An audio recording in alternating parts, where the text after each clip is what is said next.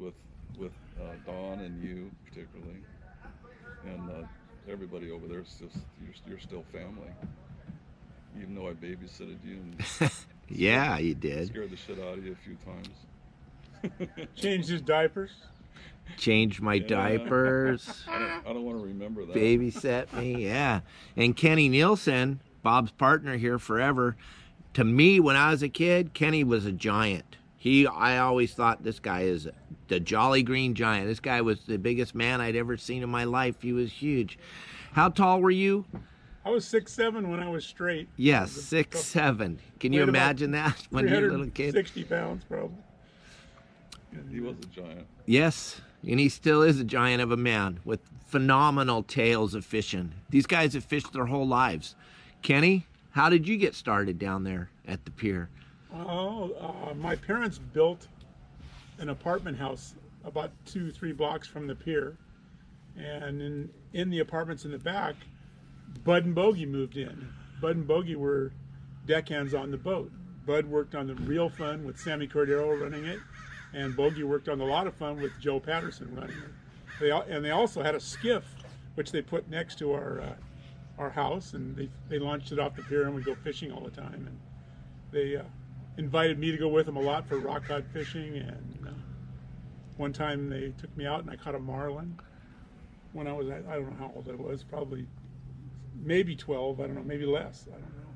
But then I started working on the Real Fun with Bud Brown and Sammy when I was 12 or 13, and it was amazing, the fishing. It was the 6 o'clock all-day boat. They left from the pier, and they cooked breakfast on the boat just like they do now, but it wasn't as fancy. It was a diesel stove and not as many people, and they really caught the fish. They were into fishing for black sea bass, and I know in the summer of '59, I think they caught 39 blacks, and the biggest one was from Joe Patterson, and it weighed 514 pounds. It was a world record for a while, and I think they've caught bigger ones now, but they caught all the blacks you wanted. But the kelp was so thick, the way they caught them, they used a 130-pound Dacron line because it would cut the kelp. If they had the line they had now, it would have been easy, but they'd fight these things, and they'd always run in the kelp, and when they brought them up, it would just be a gigantic ball of kelp, and they'd weed the kelp out of the side, and out would pop these giant black sea bass, and they'd hoist them up on the boat. When they got to the pier, sometimes they'd have 2 or 3 black sea bass hanging from the crane that they launched the skiffs from. It wasn't uncommon for them to catch 5 or 6 a day. Wow, all those giants, 200-300 pounders. 300, 500, 400. Almost all at box, so. One time, Bob and I were walking out in the morning, and we found one on the beach. It had washed up on the beach, and it was still kicking. I don't know why it washed up on the beach. That was one of many things we found. But that was a really huge one. That was 400 and some pounds. Yeah, and it was giant. Oh my gosh. They did this. The fishing game did this analyzation of his stomach, and it was full of midshipmen. Yeah. Oh my! And I said that's what killed it. Yeah. Is the spines. All those weird spines sticking out of They there. have big spines on their gills that stick out, and they must have choked them or whatever. And then one day we got a 15-pound lobster walking out the pier, laying on the beach. That was great. We're walking out and right at daylight. We're walking out, and I look on the side, and in the surf there's this 15-pound this giant lobster flopping around in the surf. It's the summertime, so I'd run down into the surf and grab this thing, and Kenny's got one side of it, and I've got one horn and the other, and we're walking down the pier just as proud as hell going to work, you know. This guy fishing on the pier goes, "Hey, you kids, throw that lobster back. It's out of season." And we looked at him and went, just kept running down. Put it in the ice machine on the running down to the pier, underneath the pier, and put it in the ice machine. He had caught it and thrown it over the side. Nice. The guy that was yelling at us. Okay.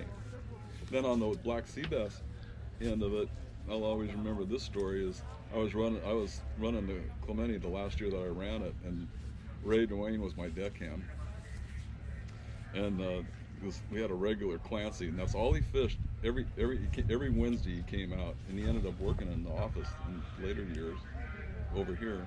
But Clancy always put a rod up on the bow with a mackerel or bonita or a barracuda on it, fishing for blacks, and he'd always catch one. He'd catch 2 or 3 a year, you know, but nothing big, maybe 100 pounds. So this one year we're fishing at San Onofre, and he gets bit, and he fights this thing, and he finally gets it to the boat, and Ray Dwayne's looking over the side, and he's going, "It's big, it's big, it's big and black." And so we bring it up, and they put a line through its gill and out through the mouth, and we're trying to get this thing on the boat. It's so big, and we got all the passengers pulling on the line, and we can't. Every time we'd come up, the lip would hit the rub rail. So and so I've got Ray as my first deck, and I've got this little kid that's my second deck, and so Ray's pulling on it. Pull, God damn it, pull! So finally, this thing, the lip gets off of the rub rail, and this 435-pound black sea bass comes straight up in the air, flying in the air, and comes down right on my kid deckhand. This 400-pound fish right on top of it, with his legs sticking out of this thing, and I'm going, "Oh God, it killed him!" And he just comes crawling out from underneath this thing. He was okay, but yeah. Ray Dwayne, many stories. Also, the fishing in those days was pretty interesting. Barracuda was probably the #1 catch.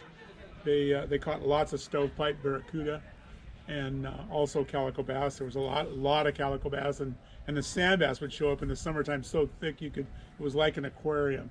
You could look over and see the one you wanted, and drop a bait down to them and catch them, and we'd get limits of sand bass easily out at the clam beds or wherever they had set up. And double half day going to the clam beds from the pier was an hour and a half each way. So you had 4 hours, or 4.5 hours of fish, 3 hours of travel, and 60 people every trip. Limit 600 fish. And like Kenny said, they just cloud up under the boat, and they're all looking up at you with their eyes like this, and they're all giants. Their mouth open to scream. They're all like. That was before scampies or anything. Yeah, they're all like 3 to 8 pound sand bass, and they're all looking up at you, and you got a big jig, a 6X or something. You just go look down and drop it to the one you want, and you got him. And 45 minutes, you catch 600. Oh my goodness. Yeah, you're done. We also didn't fillet fish on the boat in those days. We gill and gut fish, and you got really good at gilling and gutting fish, and especially barracuda. When they had limits of barracuda, they were big giant things, and people loved them. They're good to eat. I don't know why they don't like them now, but they're good smoked. They're really good to eat. And fresh, they're fine. Fried anyway. And bonita was another fish that was really popular that we caught a lot of, and people they didn't like them, but we loved them. We still eat bonita. It's one of the best fish that we like. But they sat in the sack all day on those days, you know. You fish, so nobody liked them because they didn't treat them right. So that's why. But. Yeah. But limits of barracuda was tonnage of fish. They used to have a crane next to the where the boats would tie up, and they'd throw a net down and put all the fish in their bags in this net, bring the net up with this crane and put it in the back of the truck that Bob drove for a while. Yeah. He drove that truck. And I did it all. I did a little bit of everything. Up I to the sold parking tickets, drove the fish truck, Whatever you had. Dated the girls in the restaurant. Everybody did. The girls in the restaurant. The restaurant on the end of the pier, the galley? Yeah. The galley, yep. And there was at least 3 owners during our lifetime. And Bud Gable was the last owner, but we had... No, Bill Ford was. No, Bud was the last one. Really? Bill Ford was before him. Oh, okay. Bud bought it from Bill Ford. And then Frankie LaBianco, that was a barber on Del Mar, owned it then. And then I guess before that, the Lashbrooks owned it. But Mr. Lashbrook just passed away. He was the patriarch of San Clemente, and he just passed away last week. He was 91 years old. Bud and Bogey are still alive. I talk to them at least once a week. They're 90 years old, and they've fished everywhere in the world. There isn't a place they haven't fished or a fish they haven't caught. You go over to their house, it's like National Geographic from all the trips they've taken. And they're fun to go talk to. Bud has a 13.5-pound calico bass mounted on his wall. Biggest one I've ever seen. Wow. He's a monster. And they left the boats and bought Oceanside Airport. Yeah. And I don't know when that was. That was probably in the early 60s when they left. Yeah, early But 60s. they always had a skiff, so they fished all the time. They fished commercially in their skiff besides traveling. And then they also built a new skiff that they fished all over Mexico. And they were the first ones to go to Mazatlan and fish marlin, and got arrested for doing it because the Mexicans didn't want them to be catching marlin in a skiff because it would ruin their business. And they were Yeah, you clubbing needed them. those big yachts like you got. That's to catch those marlin. Right, you got to have a big yacht. You But can't they catch them on clubbed a the marlin skiff. and the rooster fish and everything down there. They're good fishermen. And all over, they fished everywhere all over Baja, including, and then locally commercial rock cod for years. Bud did. Bogey didn't do that. But I should have brought some pictures. I was thought about bringing some pictures, but I didn't. Maybe We'll go to your house and Yep. get a bunch of pictures. I did a and we'll talk post at them the all. San Onofre Foundation last year of the history of fishing in San Clemente with lots of photos, and they want me to do another one continuing on to Dana Point. And Bob and I were both divers. Diving and fishing was our life, and we dove every rock you can imagine and caught everything you can imagine in those days. So most of the Yeah. people that are involved nowadays in fishing don't understand when these guys are talking about the pier. This is going off of the end of the San Clemente Pier. Most of the sport fishing operations up and down the coast ran off the piers. So let's talk a little bit about that so these people can understand, because most people can't even comprehend what you guys are talking about. There was no docks then. You want to tell? Go How'd ahead. you get on the boat? Yeah. What was that like? So there was a ramp underneath the boat, or underneath the pier. As you go, you had a set of stairs, and then a little platform, and then a ramp that came down, and it had a chain hoist at the other end. And the ramp came down, then leveled out with rails on it, and there's a chain hoist for the tide or a big swell coming. So what would happen is there'd be a ticket taker at the top of the stairs. They take the ticket, they go down, everybody get on the ramp. The boat would come alongside and have a spring line, a cable spring line. The deckhand would come along and put the spring line on that hook, and then the hook was a bunch of